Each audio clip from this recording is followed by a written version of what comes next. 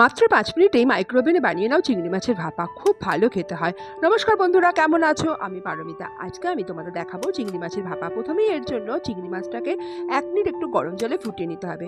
জল ঝরিয়ে নিয়ে এবারে একটা মিক্সিং জারের মধ্যে সর্ষে, পোস্ত, কাঁচা লঙ্কা, একটু নুন দিয়ে মিহি করে ভালো করে বেটে নিতে হবে। বাটা হয়ে গেলে এবার একটা বোলের মধ্যে সেদ্ধ করা চিংড়ি মাছ, সর্ষে পোস্ত বাটা, লবণ, স্বাদ অনুযায়ী হলুদ, সর্ষের তেল আর ২-৪টে কাঁচা লঙ্কা দিয়ে ভালো করে মাখিয়ে নিতে হবে। একটু শুকনো হয়ে গেলে মাখাটা তার মধ্যে একটু জল দিয়ে আর একটু মাখিয়ে ১০ মিনিট রাখতে হবে। এবারে মাইক্রোওভেনে মাছগুলোকে ৩ মিনিট ধরে রান্না করতে হবে। ৩ মিনিট হয়ে গেলে আবার একটু মাছগুলোকে নাড়াচাড়া করে আবার ২ মিনিট রান্না করলেই ব্যাস রেডি চিংড়ি মাছের ভাপা। তোমরাও বানাতে পারো। আর হ্যাঁ, আমাকে জানিও কেমন হয়েছে রান্নাটা তোমরা যদি বানাও। ভালো লাগলে আমার চ্যানেলটা সাবস্ক্রাইব করে দিও প্লিজ। সবাই খুব ভালো থেকো। Thank you.